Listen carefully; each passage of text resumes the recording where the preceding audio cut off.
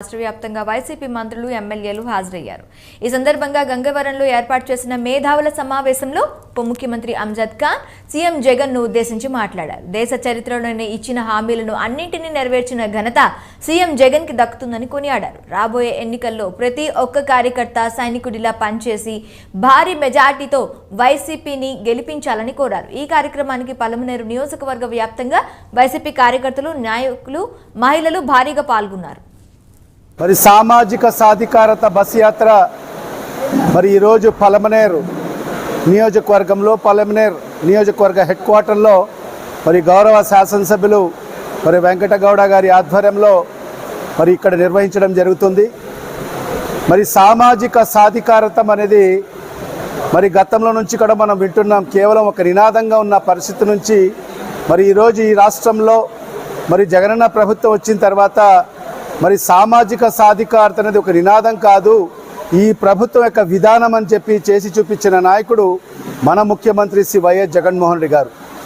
మరి గతంలో కేవలం ఈ వెనుకబాటుకు గురైన బీసీ, ఎస్సీ, ఎస్టీ, మైనార్టీలకు కేవలం అన్ని ప్రభుత్వాలు ఒక ఓటు బ్యాంకుగా మాత్రమే వినియోగించుకున్న పరిస్థితి నుంచి మరి ఈరోజు ఈ ప్రభుత్వంలో మరి జగనన్న ప్రభుత్వంలో మరి వెనుకబాటుకు గురైన ఈ బీసీ, ఎస్సీ, ఎస్టీ, మైనార్టీలకు మరి పూర్తి స్థాయిలో రాజ్యాధికారం వైపు నడిపిస్తూ మరి ఈరోజు ఈ ప్రభుత్వం తీసుకున్న నిర్ణయము, మన ముఖ్యమంత్రి గారు మరి ఈరోజు ఈ వెనుకబాటుకు గురైన ఈ సామాజిక వర్గాలకు మరి చెయ్యి పట్టుకొని ఈరోజు రాజ్యాధికారం వైపు నడిపించడం జరుగుతుంది.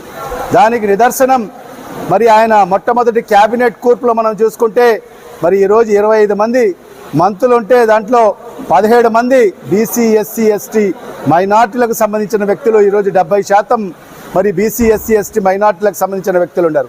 మరి అదేవిధంగా మరి ఈరోజు 5 ఉప ముఖ్యమంత్రులు ఉంటే మరి దాంట్లో 80% అంటే నలుగురికి బీసీ, ఎస్సీ, ఎస్టీ, మైనార్టీలకు అవకాశం కల్పించడం జరిగింది. మరి ఈరోజు చూస్తే ఇదే జిల్లా నుంచి మరి మన వెనుకబాటు ఏదైతే మన డిప్యూటీ సీఎంగా మరి నారాయణ స్వామి గారు ఉండడం జరిగింది.